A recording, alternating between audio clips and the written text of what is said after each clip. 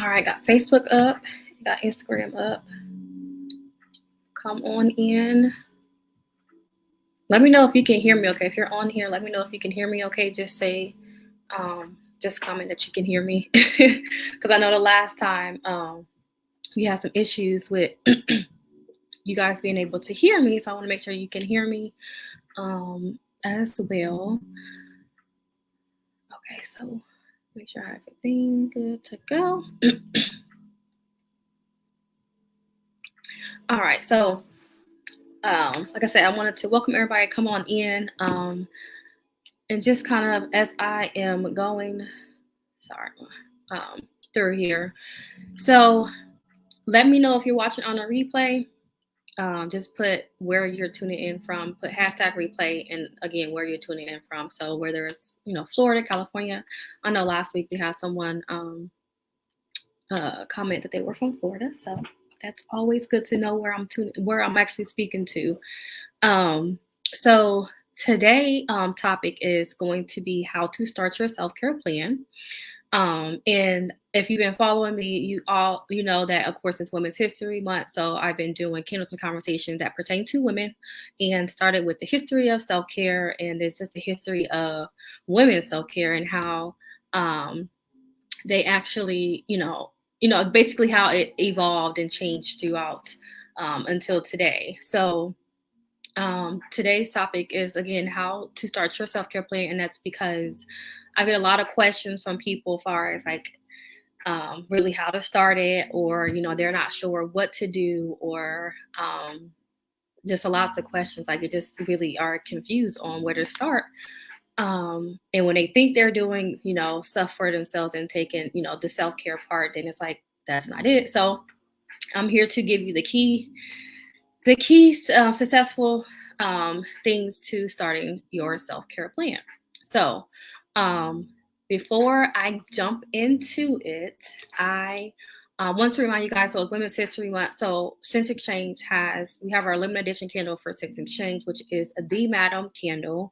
And if you have not secured yours yet, make sure you do grab yours. You only have until the end of this month, which is the 24th. So it's only 31 days. What's that? I can't do math clearly, but I think it's like 7-8 days left.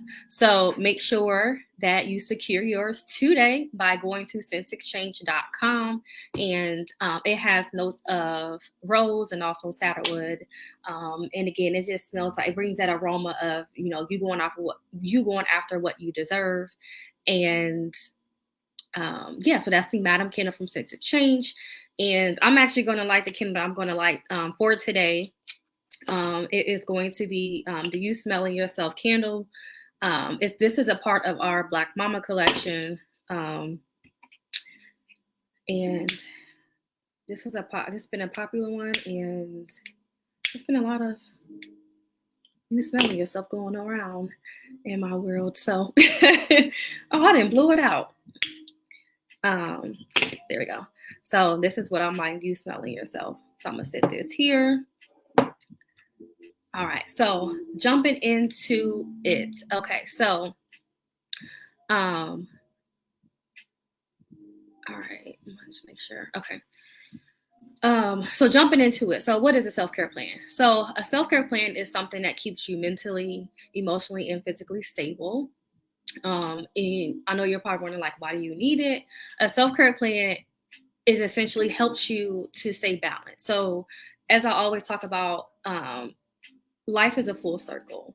And if one part of your life is unstable, the other parts are gonna, if they're not unstable, they're gonna get to being unstable, because our life is a full circle. So if something's not going right, they're all gonna trickle down into being unstable. So that's essentially why you need to have a self-care plan, because it keeps your life balanced from being able to take care of your responsibilities as well as taking care of yourself, right? So there are 5 keys to starting your self-care plan. And the first one is to assess your current self-care level. So where are you right now when it pertains to self-care? And when I say that, I don't just mean how many times you take alone time. or how many times you're just by yourself, or do activities that, that build your mental and things like that. When I say assess your current self-care level, again, life is a full circle, right? So when you assess your current self-care level, you need to look over. So start with the past 30 days. This is where self-reflection come in. And this is honestly the most neglected area of self-care, because no one wants to take accountability. So taking accountability is so important, even when it pertains to your life and yourself.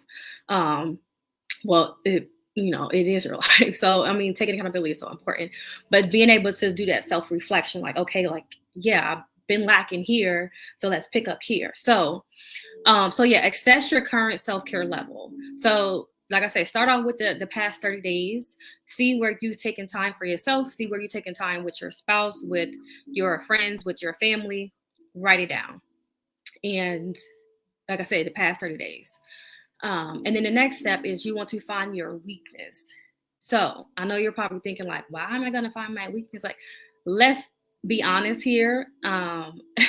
We all know it. I don't know why, but always it's like the negativity is easier to pick up on than positivity. And it doesn't make sense to me. But if you look at like, say for instance, I would say the shade room, where it's always like they're always showing something, like you always know what's going on in celebrity lives, and like I say, it's always point out the negative. The negative get more attention than the positive things, and so it's going to be easier for you to point out your weaknesses and where you're lacking at, just because they're going to stand out more.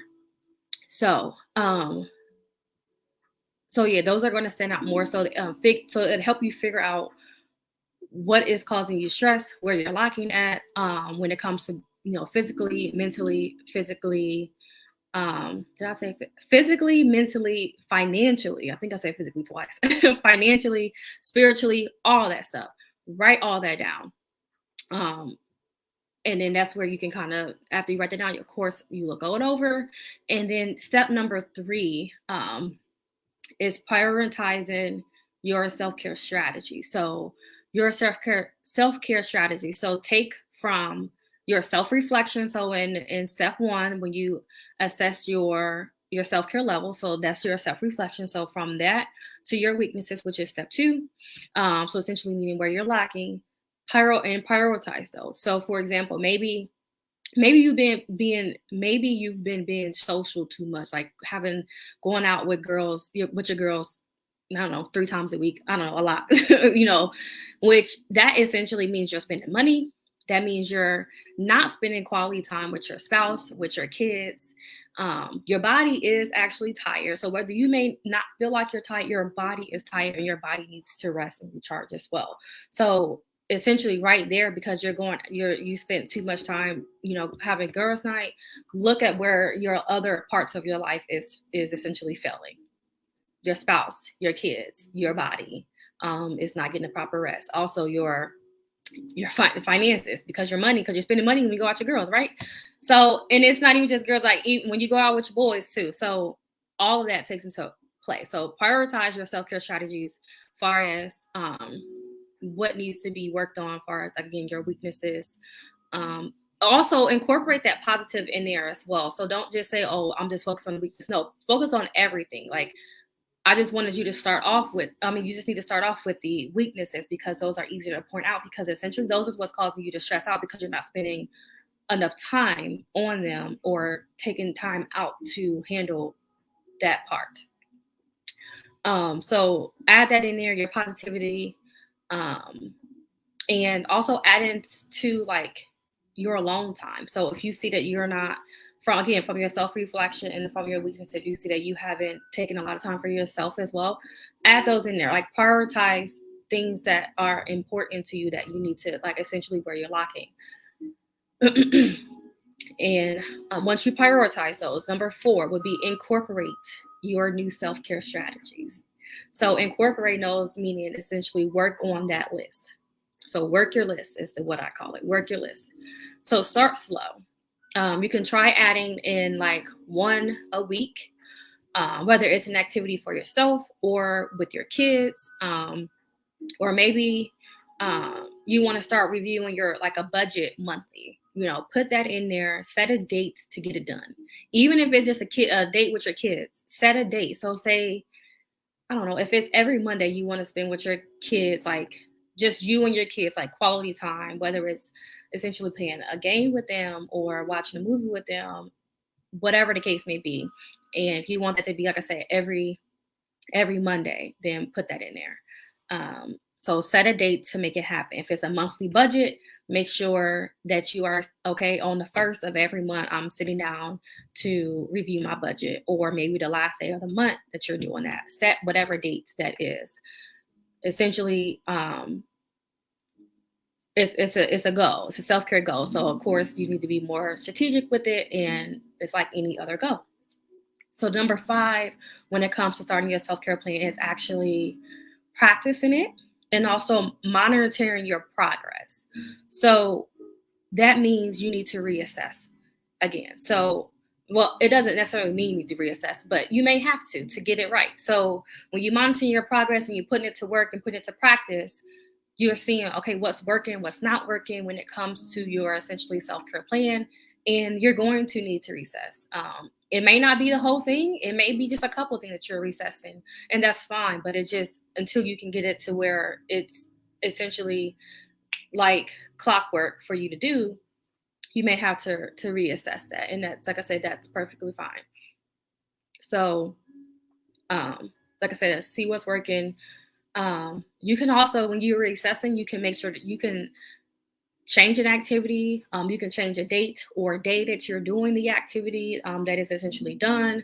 So like I said, make those are self-care goals. So set those self-care goals and then make them realistic too. So that's why I said, and 4, make sure you're starting off with adding them in once a day. Not once a day, I'm sorry, once a week. So changing them up, so you're starting off slow, so you're not adding in all these things at once, and then you're like, oh my God, you're kind of all over the place. So starting adding them once a week. Or essentially, if it's a budget, something like a budget, that's once a month. So start slow and reassess every 30 days until you get it right. It's okay, like I say, it's okay to not have it right.